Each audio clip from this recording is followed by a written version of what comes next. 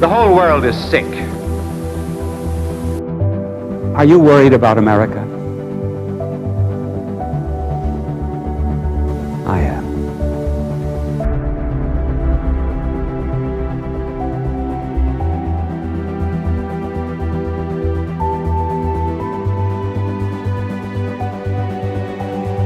Believe the impossible and you can do the incredible.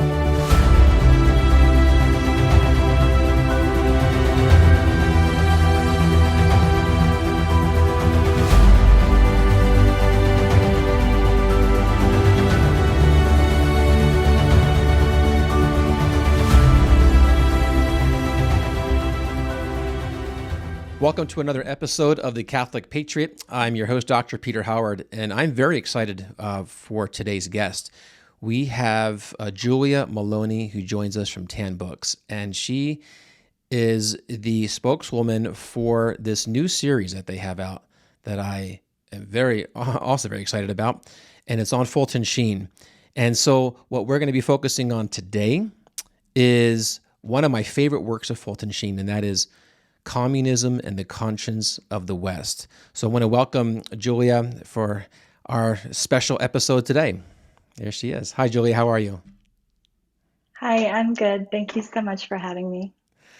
Well, Julia, as I said, this is a special book to me. I'm actually going to put it on our screen right here.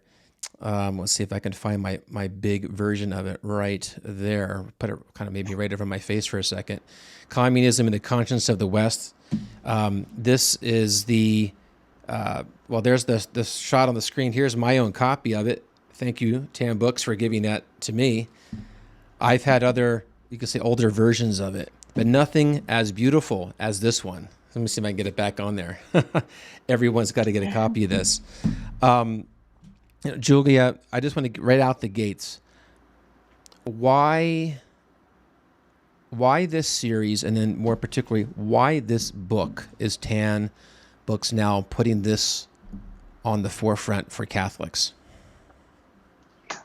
Yeah, I think that the way Tan sees it, these are just 5 kind of more forgotten gems from Fulton Sheen, and especially, this star volume, Communism and the Conscience of the West. Tan actually has a number of other offerings that kind of dovetail with this idea of the perils of communism and the different mutations of communism. So Tan has this book, absolutely brilliant book by Paul Kengor called The Devil and Karl Marx, and just really goes into Marx's thought and then cultural Marxism today. And then Tan, I believe this month, they have a book coming out about The Devil and Bella Dodd, also by Paul Kengor and a co-author. And just talking about Fulton Sheen and his relationship with Bella Dodd, who was a communist official, and she was, responsible for kind of infiltrating the educational system and maybe more. So this is a very timely topic, because if you understand what Venerable Sheen talks about in Communism and the Conscience of the West, if you really understand the core issues about what is wrong with this philosophy of life, then you can understand, I believe, what's going wrong with the world today. You can understand why there are groups of people that want to burn the world down. It all goes back to very specific thoughts that are outlined in this volume. Well, as we all know, Fulton Sheen was a very prophetic figure. I'm always drawing from certain quotes of his. Like, for example, this one you'll see a lot on Pinterest and other places, and it's this one here, where he says, "Only those who live by faith really know what is happening in the world. The great masses without faith are unconscious of the destructive processes going on because they have lost the vision of the heights from which they have fallen." Now, this quote is from Communism and the Conscience of the West. It's right there in the beginning.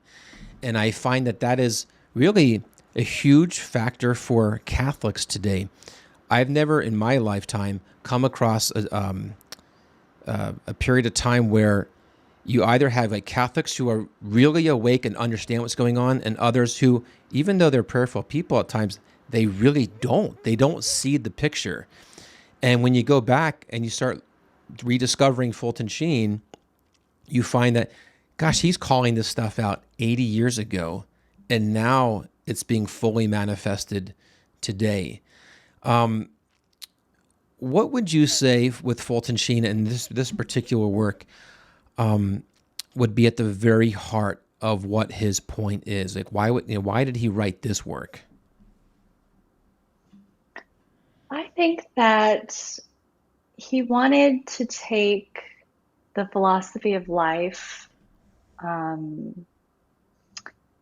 in communism, and he wanted to really explain that it's not about just economics. It's about something deeper. And this is something he was talking, in the 40s. I was listening to him doing a talk, and he said that, most people, I think he said like 99.4001% of people like think that communism it's just about economics. And he said no, like it goes way deeper. And he talks about how at the end of the day, um, what these revolutionaries wanted to do is they wanted to get rid of religion, they wanted to get rid of God, they wanted to get rid of the soul, they wanted to get rid of the church. And they used economics as a means of like they thought if you could change, the private property structure, that was a way to get rid of the old morality. So it's that he has some. I think he talks about how Marx has a quotation about how you know Marxist thought and communism. It really starts with atheism, and so I think then we start to understand better that when he says, these famous quotations about a battle between people who are on the side of God and people who are on the side of the anti-God, what he means is an absolute ultimatum between religion, God, the soul, all of that, Catholicism, and something that wants to completely blow that up. And I think that to me, I didn't understand that, in my schooling. I did not understand that aspect of communism. I had to read Sheen to get that. It's interesting. I think you're right on the nail there of just what is the core issue. When I was going through this work as well, that one line stood out to me where he talks. It's about essentially communism is a distortion about the true nature of man. And when he's talking about that, and then you look at where we are today, you really begin to see the end game of what communism is. I mean, communism isn't just, like you said, and what Fulton Sheen said, is not just some economic system, an alternative of like an anti-capitalism. It is not just anti-capitalism. It is anti-God, anti-family, and then of course ultimately anti-human.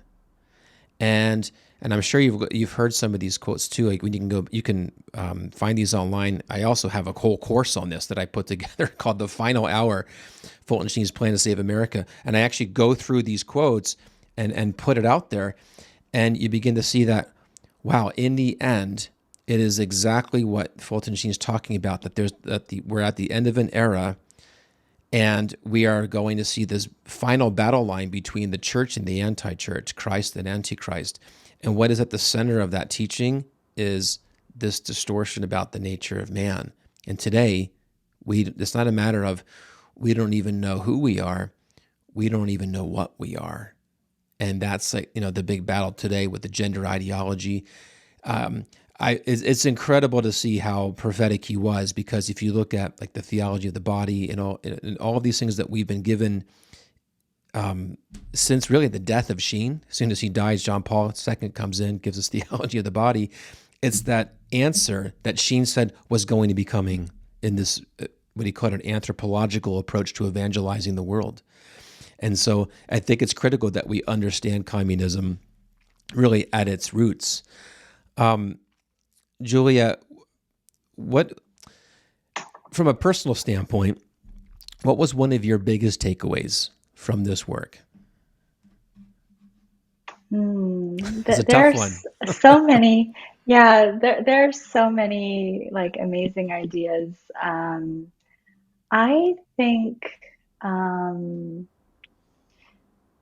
you know, I became really interested in how he describes dialectical materialism. That sounds so kind of intimidating, but when he describes it, he's such an amazing teacher. He's so clear that you begin to feel like, oh, I can understand this. So he talks about, like, on the dialectical part, basically, he talks about how um, it's from Hegel, but he kind of boils it down. Basically, this idea of we change by opposition and and eventually by violent revolution. Okay, so there's oppressors and there's the oppressed, and then you have to get to a stage where there's some kind of violent revolution, and then there's a utopia. So this is Marx's thought. And then Marx took the dialectical part, and then he took the materialism part from another thinker, mainly Feuerbach. And the materialism part is basically, religion, morality, all these things. They're a projection of man's brain. So we've dethroned all the gods. And Marx loved to say, I hate all the gods. And so when you put these two things together, to me, this explains our world. Like, if you want to understand like what's going on today, this is it, because we have so many different, so-called victim classes, so-called oppressor classes, and so much like hate toward each other. This kind of system moves by hate. It's the engine of this system. And then we have just so many ways that we are distracted or forced to believe that we don't have a soul, and everything is just, it's a projection of our mind. So for me, like, this very, very nuanced concept, the way that he described it, just opened my eyes to, it became like a cheat sheet for reading politics and, gender wars and so many different things going on. I think that's a great point. You talked about it gives you kind of like a key to a map to understanding what's going on. If you, the way he presents it, like, yes, they can seem a little bit complicated with Hegelian dialectic and then dialectical materialism, but I think you did a great job to summarizing that. And it really becomes the foundation for why you would have more moral relativism like we have today. Because I remember I was going through the Fulton Sheen Museum in Peoria, and they had on the wall a paper article clipping of his. It was quite long, but it was on communism. And it was, I think, one of the most perfect summaries of his thought on communism. And basically what he said was, he took what Hegel did, which was applied to just ideas in general. He said, which isn't in and of itself that bad. He says, but then Marx applies it to morality. And then you have no metaphysical point, so a point of reality upon which to judge things. So you just, you have one contradiction here, another contradiction here, or as they say, a thesis and an antithesis, and then you have your synthesis. And so eventually Marx applies this all the way to the gender differences itself. Man, woman, that's a problem. How do we neutralize that? We just focus on human, the human.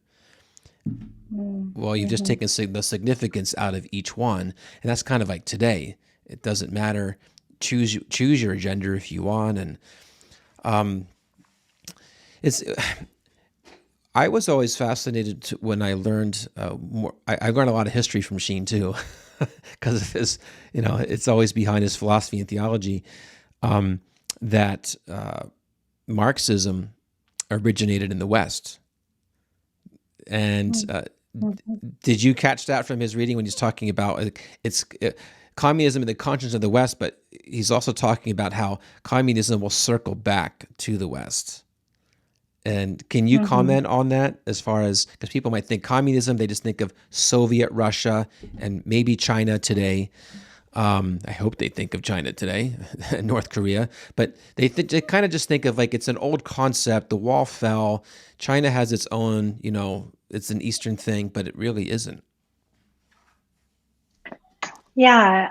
So he starts, just, and I was listening to his 1947 talk basically this chapter, what became this chapter of communism and the conscience of the West. And, he spends a lot of time making a couple of points. One is, Marx is German, he's not Russian. And so he talks a lot about, really getting into Marx's thought. Then he talks about how basically he tells this very intriguing story. Let me see if I have some of the details. It's the one where involving the boxcar that gets sent to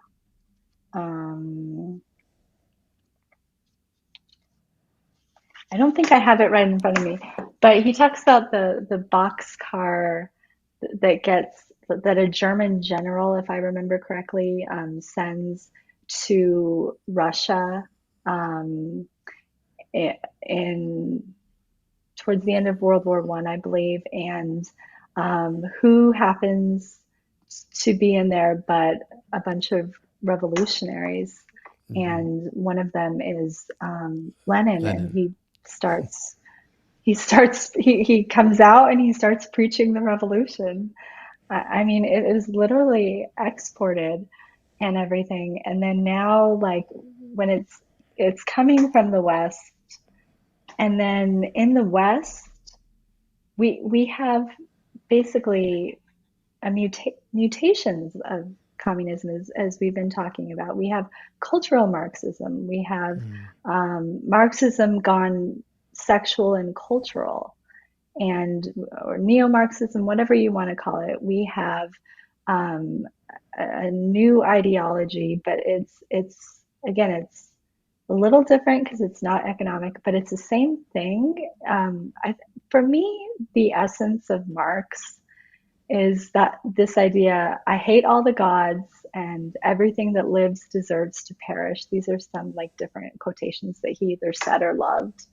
And that's what I've been kind of referencing with the whole burning things down. It's a destructionary, like it's a deconstructive, nihilistic, really sort of philosophy where it can't build anything. It just has to tear down, what has been here, and tear down even who man is, tear down woman, her function, tear down the family, tear down institutions, the church, morality. It's really it's terrifying when you think about just how far this ideology has gone. It is, and it's quite scary in the sense of how it has infiltrated the West differently than it did the East. I mean, in the East, like Fulton Sheen said, he asked that question, why Russia? Why didn't it take place somewhere else? And he said what communism always needed was an Asiatic soul. And Russia had zeal, Russia had fire, and at the same time, they were one of the strongest Christian nations. So you kind of wonder how they quickly fell so fast. But it's always this combination of engineered events that bring people to a point where they're ripe for revolution, and people don't realize that's how this works. and how patient communism is, well, in the sense of the communists, in infiltrating the West. I mentioned the course that I had made. There was a man I had on there. His name was Yuri Bezmenov. He was a former Soviet KGB agent, and he had defected to the United States, and he just basically said, here's the plan. And he called it ideological subversion, and how they would engineer things patiently over time till the collapse of society is present, and then it takes over. And it made me think of this quote. I pulled this from the course, but it ties exactly into what you're saying and what Sheen is saying. See if There I can pull is it up so real much quick. more that It God talks could about give us. communism only being a waiting a for us to scavenger. acknowledge His will in order to give them. This is right from my class here. But he says, whenever a civilization begins to die morally or spiritually, then there begin to appear vultures. And that is the mission of communism in the world. Communism is the scavenger of decaying civilizations. It makes this way into a country and into a culture only when that culture begins to rot from the inside. And he says the measure of the incipient death in any civilization is the progress that communism makes. Just as soon as this vulture begins to die, then this winged scavenger with the mechanical wings of hammer and sickle descends upon these decaying countries in order to devour them. My goodness, I think that's exactly where we are today. We've completely collapsed morally, and it's a frightening prospect of, yeah, it's here. Like, it's come in a very different way, as he would call it, behind the silk curtain versus the iron curtain. But we are already begin to experiencing how that transitions into the complete intolerance of communism. Where did Sheen see things going with the West now that we're facing communism? Is there any hope? Is this it? Is this our fate? It's here, and we're just going to have to suffer because we've allowed our civilization to decay? I think that he definitely has hope because he constantly appeals to the conscience of the West. And he talks about in the very beginning, his main idea is not just to kind of analyze, do kind of a post-mortem on what's happening in the world, but to appeal to the conscience of the West so that, we can change on our own. He talks about how in previous times, when communism in Russia, when there was, the forced, just all the, the new divorce laws and, new stance towards being permissive on abortion and that sort of thing, how it just completely, destroyed the family. And the communists realized that in a very utilitarian way, they had to change their policy, not because they believed that being pro-family was better, but just because literally they were dying. And so they changed the policy back, but that was through the force of a dictator, Sheen says.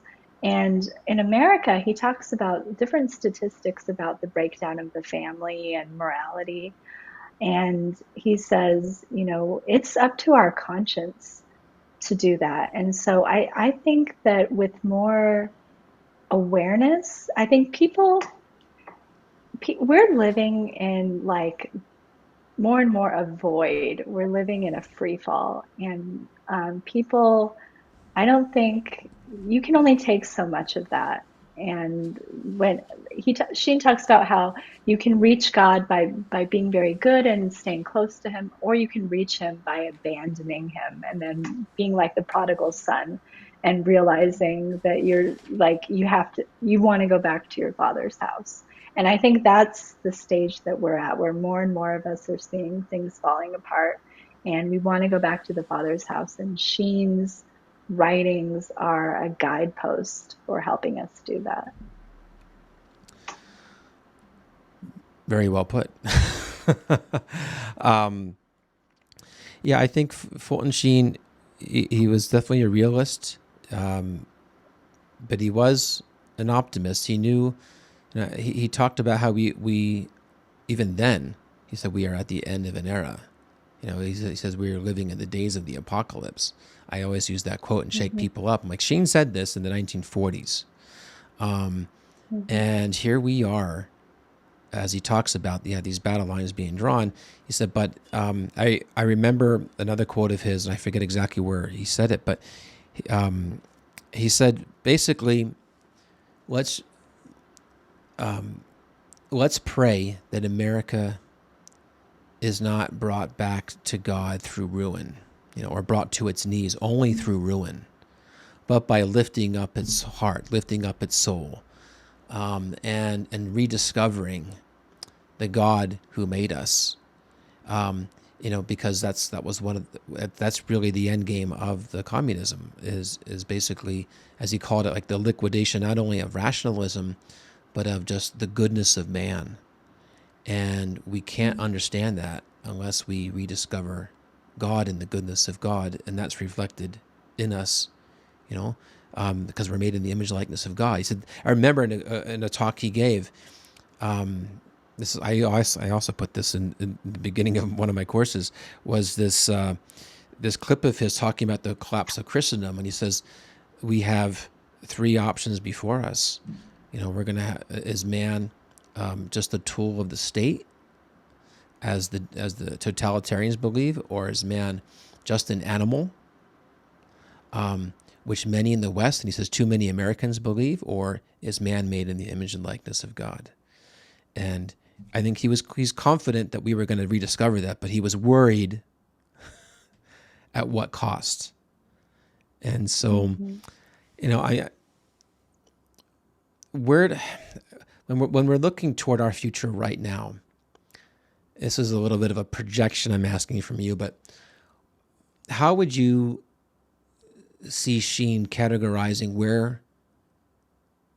what the forces implementing communism are today, like where to look? Because it's not as evident as just being like it was in Soviet Russia, because it was just so harsh.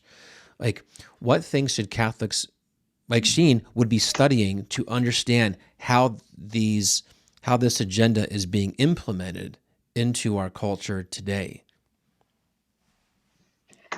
Yeah, I guess I'll just answer kind of from personal experience. One area that I've really seen it operating, and that is, so um, I went to college and graduate school, and I went to very secular universities, and I um, I remember, so around the year 2000 or so, I remember taking a class where, well, I was really interested in literature and literature by women. And so, of course, if you have an interest in that in the modern academy, that means you have to take classes on feminist thought and like they call it a class on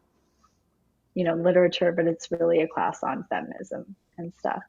And I remember one time where we were reading some gender theory that had come out in the 90s, and it was very trendy. And it was by Judith Butler. And we were reading about how gender is a performance because drag proves that it's a performance. And that was just taken for granted. And I remember sitting there being like, this is crazy, but no one's raising their hand and saying anything. Everyone's just accepting this. I can't protest against this. So you just kind of put your head down and you don't say anything. And now I am horrified to see what's happening in like preschools. This that I was reading in the academy had infiltrated down to the mainstream and mainstream TV, preschools, everything.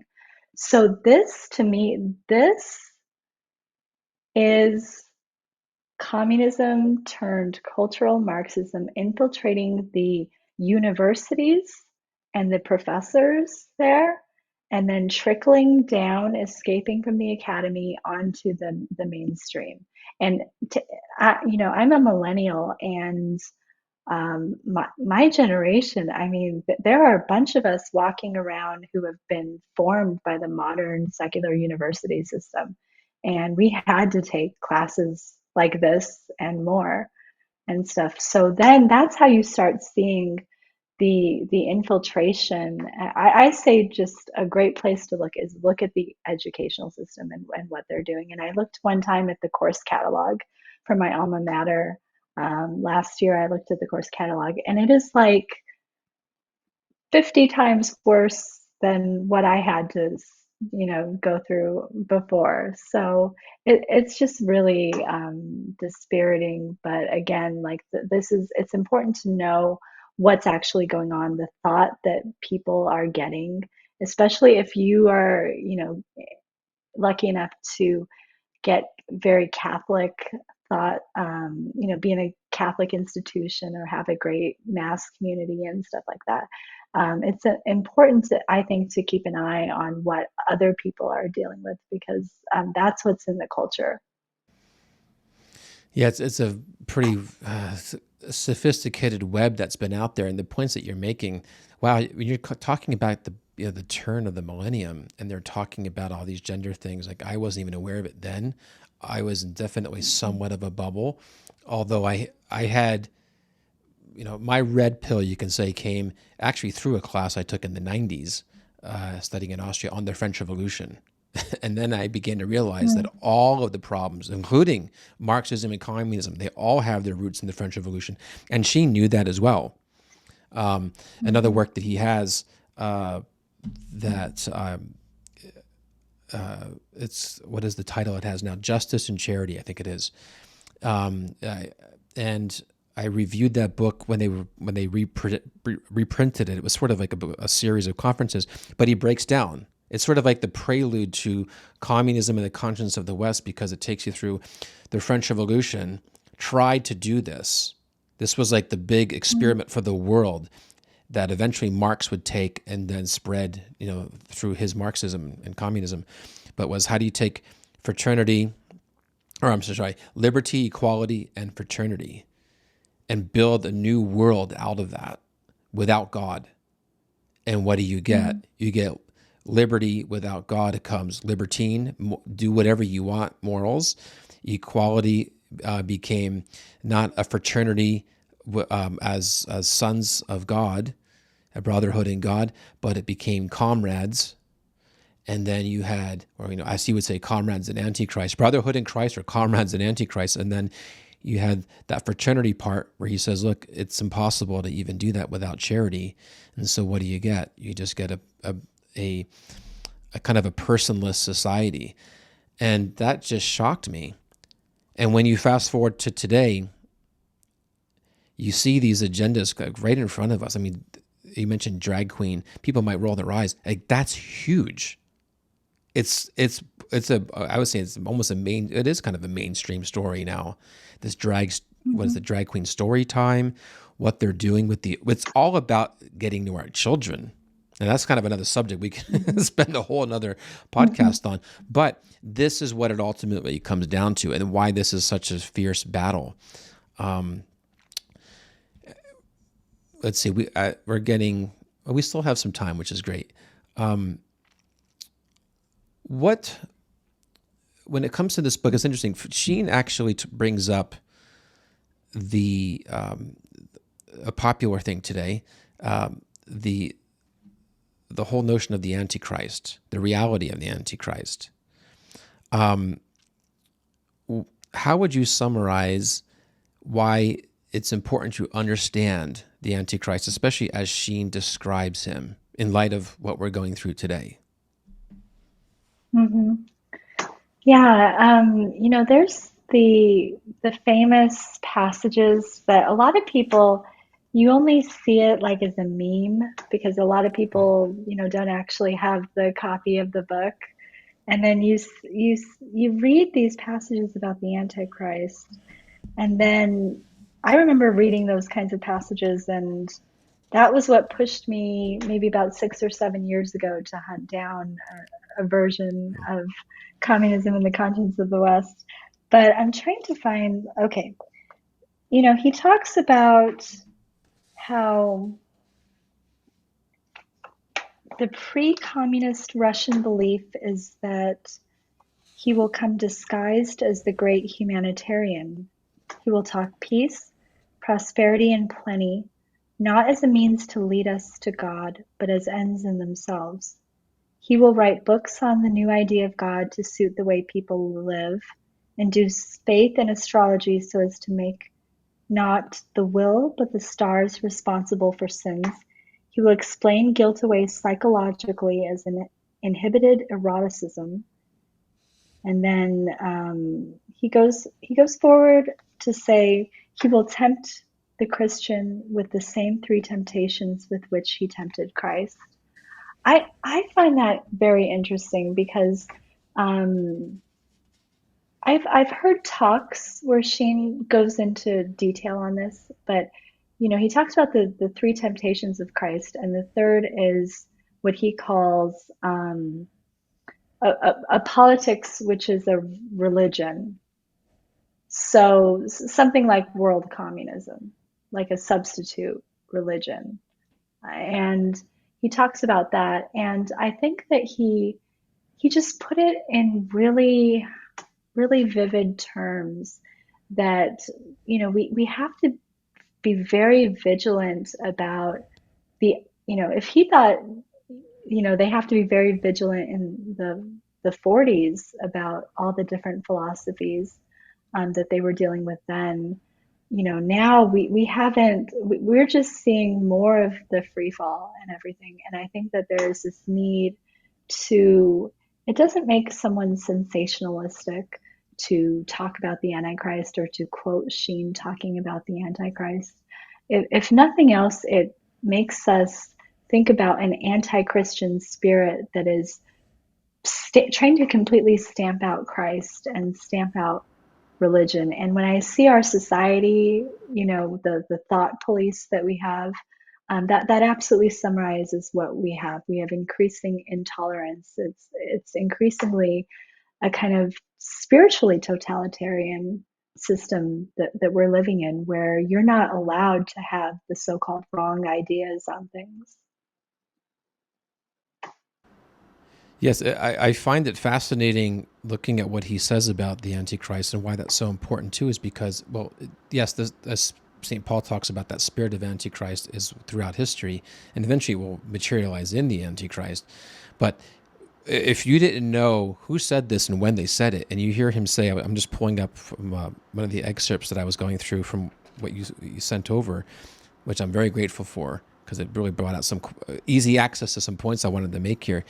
He talked about, he says, and this is kind of a segue from what you were saying about the Antichrist. He says he'll be disguised as the great humanitarian.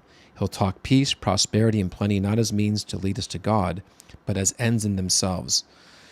He'll write books on the new idea of God to suit the way people live, induce faith in astrology so as to make not the will, but the stars responsible for sins. He'll explain guilt away psychologically as inhibited eroticism, make men shrink in shame if their fellow men say they are not broad-minded and liberal. And then he goes, he will be so broad-minded as to identify tolerance with indifference to right and wrong, truth and error. He'll spread the lie that men will never be better until they make society better, and thus have selfishness and provide fuel for the next revolution. He will foster science, but only to have armament makers use one marvel of science to destroy another. He'll foster more divorces under the guise of partners being vital, more partners being vital. He goes on and on. And as I listened to that, and as one who, like Fulton Sheen, was very strong on understanding the signs of our times, I'm like, this is exactly the message we're hearing. I tell people, like, because Sheen called people out by name when he knew who it was. Like, he wasn't afraid to do that, because you have to know who's disseminating these things. And he says, either you burn the books that have these dangerous ideologies, which might not be a big fan for libertarians today, or you have to end up burning the person. In other words, violence is going to come of this. But you look at characters today. I always tell Catholics, you better look up somebody like Yuval Noah Harari. I don't know if you've heard of him, but he's like the spokesman, like the big chief advisor to the World Economic Forum. And he sets this exactly right out. This is where we're going. He says, up until now, we've been able to, we've been sort of subservient to God. Now through science, we can become God. It's like right out of the serpent's mouth. But and Sheen saw this from the very, very beginning, even from his doctoral work, God and Intelligence, his first book. I mean, it's a deep book, but it's sort of like his platform for everything he'd write after that. And he just said, look, the vantage point of how we see God is being reversed. And as a result, God will not be who he is, from all time and all eternity. He'll be a God that we develop. And so God is always in evolution. And eventually that means man is always in evolution to become God. And then here we are. And now these ideologies are just being forced down us. And many people, I don't even think, realize it. And I think Sheen would say the same thing. I think he'd be going crazy right now as a megaphone against these things, rather than just teaching about them, saying, this is the end unless we have a massive turnaround. So I wanted to give you the final word in just a second. But before I forget, where can everyone get a copy of this awesome work? One of my favorites. I think it's an essential book that everyone should have of Sheen. Where can they get that? Tanbooks.com.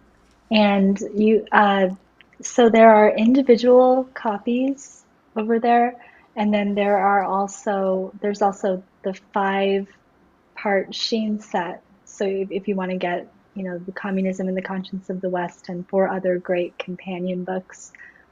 He had the book Philosophies at War is just a wonderful companion piece to this. Like, it really helps spell out some of the, just some of the, I don't want to say gaps, but it just complements it really well. Yeah, I'd recommend getting the whole set. It's a beautiful series. It's, I'm holding up the hardback version of it, so thank you, Tam Books, for that. And I have it in other raw forms, you can say, from over the years of my own studies. So to get that is incredible. I second what you said about Philosophies at War. I think that's like the prelude.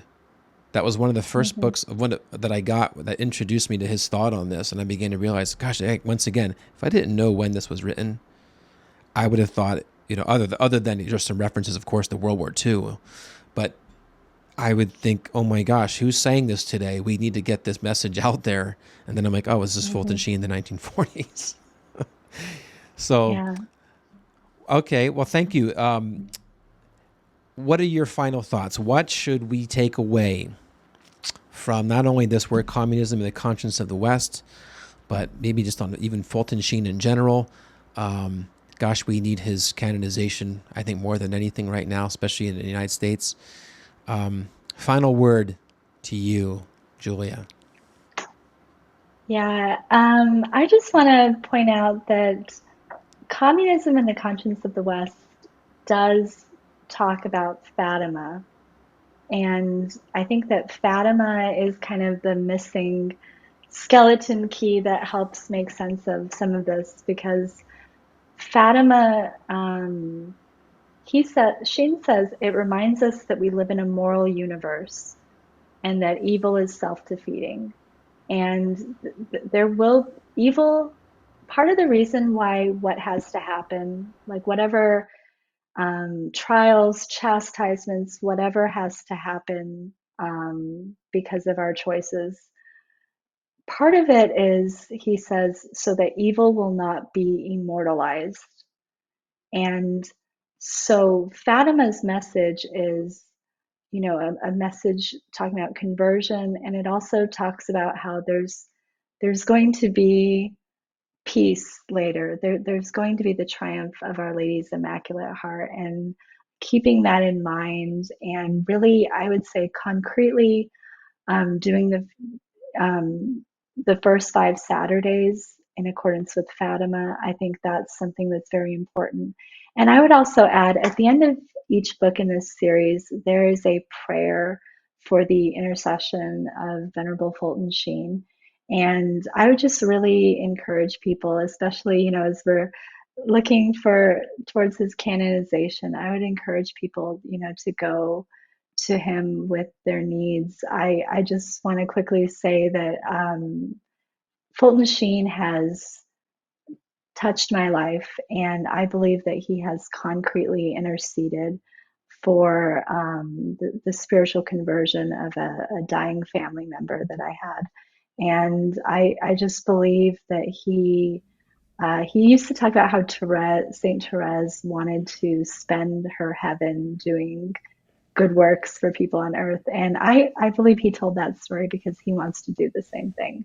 And so I just urge people to read more about him, but also seek his intercession or just, learn more about his life and other things too.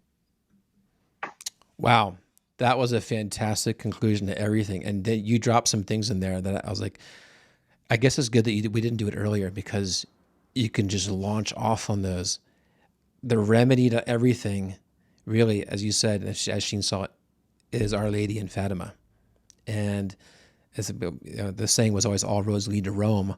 I have discovered that all roads lead to Fatima. Even the things that have come from there, it all brings it back. And yes, wow, well, so well said. And I want to encourage everybody too to pray to Fulton Sheen, pray for his cause for canonization. I like to remind people it's all but done for his beatification. I'm a huge crusader for that, obviously, but in the sense of, I think that from the laity, who Sheen really put his faith into, he always said that who's going to save the church. He was very bold as an archbishop. He said, it's not going to be us bishops or priests, it's going to be you laity. Is to keep clamoring out like in the old days of acclamation. Like I said, this is done.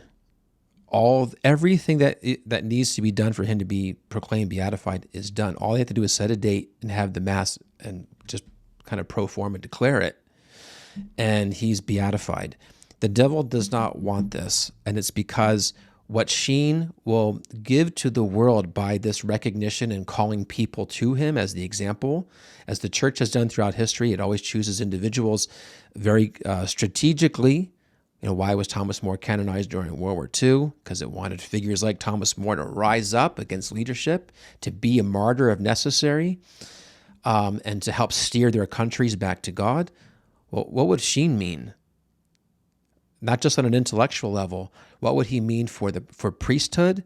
What would he mean for those studying theology? What would he mean for the average Catholic when he says, "Look, here's how you fight this"? Our Lady at Fatima, and of course he'd say the Holy Hour. Spend an hour, and he told everyone that. Everyone, he said, not just Catholics but Protestants and Jews also should be making this hour, but especially you Catholics should be making it if you can in church. I was like, whoa. So.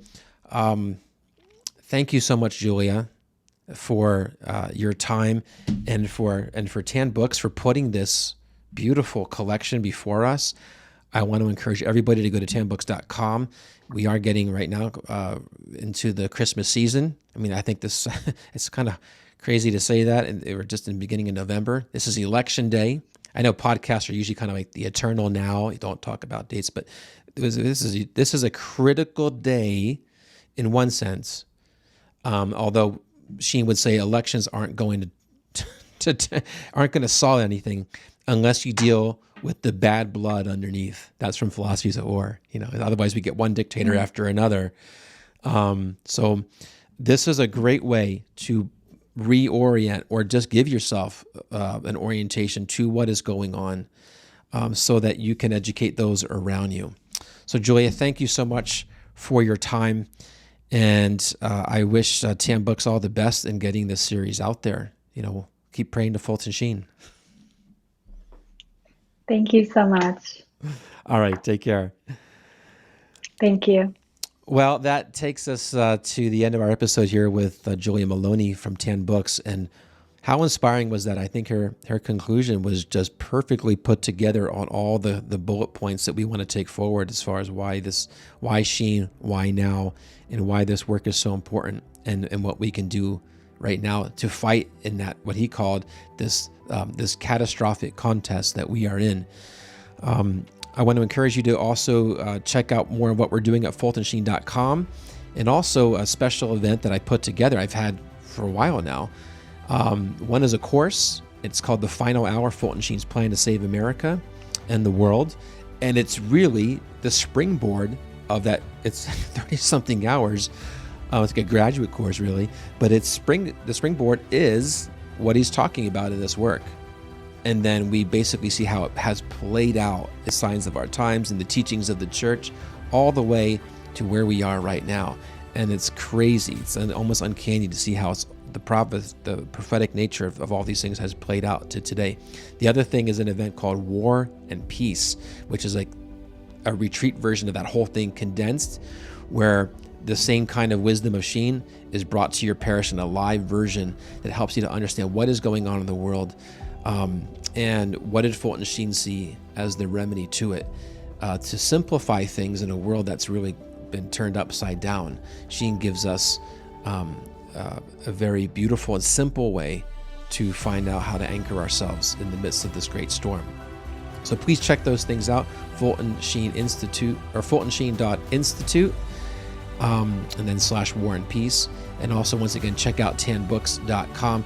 I recommend getting the whole series. It's rare that you can find something of such great quality, and they all flow very well together. So God bless you all, and I can't wait to see you on another episode of The Catholic Patriot. Right is right if nobody is right. Wrong is wrong if everybody is wrong. And believe me, in this error-infested world, what we really need is a church and an authority that is right not when the world is right, but one that is right when the world is wrong. Thank you for joining us for our podcast. It's always an honor to be able to bring this powerful message that we have from so many of our guests at a critical time in history where Catholics are seeking answers. I now want to ask something of you. There is a very special event that I've created for parishes, and it's called War and Peace, Fulton Sheen, Fatima, and the Fate of the Family. This particular event is designed for the signs of our times, especially for Catholics who are saying, how do I wake up my community? I know people who are faithful and they're prayerful, but they really seem to have no idea, or they're in a state of denial of what's really going on. And if they only knew, they would be making very different decisions in their own life for the protection and safety of their family, as well as just taking on that responsibility to evangelize like never before. And so this event, War and Peace, Fulton Sheen, Fatima, and the Fate of the Family, is, I think, the most important event that I've ever offered. It really helps Catholics to connect all the dots and what's going on in this critical moment of history, and more importantly, what we should be doing about it. What has heaven been asking us to do about it? What wisdom does Fulton Sheen bring to this picture, because he was a prophet for our times? So please go check this out. Go to FultonSheen.institute /War and Peace, and you'll learn more about the event. And more importantly, schedule a time. Let's get on the phone or Zoom call together, and let's find a way to bring this to your parish. This may be the most important event you ever bring to your parish, especially in these times, and a great act of mercy for those who are seeking answers. And here's a way that you can bring it right in and not have to worry about doing it all yourself. And this is the great passion and mission of the Fulton Sheen Institute. So once again, go to FultonSheen.institute /War and Peace. Go check it out, and please give me a call today. Please go to FultonSheen.institute and check out the latest offerings that we have for you. one of the things I really want to emphasize is that we have a weekday prayer group that meets at 11 a.m. Eastern, 8 a.m. Pacific, and we pray the rosary every day. We have an international prayer family that meets faithfully every one of these days, and it's growing by the day. So please, respond to what Our Lady asked of us at Fatima. Pray the rosary every day for peace and an end to the war. Our families are depending on this, and it's been a great source of consolation and empowerment, and we've also had some pretty dramatic prayer responses for all those who are praying the rosary. So check it out, 11 a.m. Eastern, 8 a.m. Pacific. And also there's other ways that you can support the Fulton Sheen Institute simply by going to fultonsheen.institute and then going to the top and you'll see support the FSI, and all of your contributions that are made there are tax deductible if you live in the United States. So just another reason to be generous and help us to expand our offerings for the many needs that we have today. So thank you and God bless you.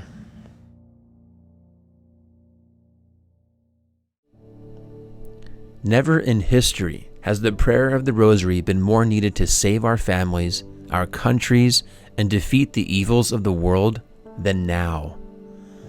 The Fulton Sheen Institute worked closely with the Roma Rosary to develop the most unique, beautiful, and meaningful rosary that was inspired by Fulton Sheen's World Mission Rosary. This special handcrafted rosary continues Sheen's passion to support the mission of the Church to evangelize the entire world. Each decade of the rosary has a different color, which corresponds with a different continent. Yellow for Asia, red for the Americas, white for Europe, blue for the nations of Oceania, and green for Africa.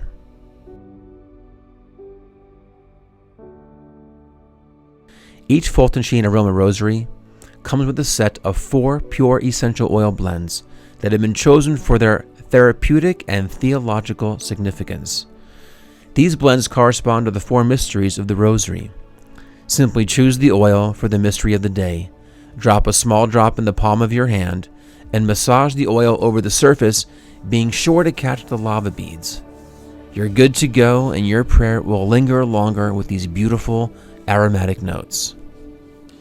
Every Fulton Sheen Aroma Rosary you purchase supports our mission to fight the battle for the hearts and souls of the Christian family and lead our world back to God.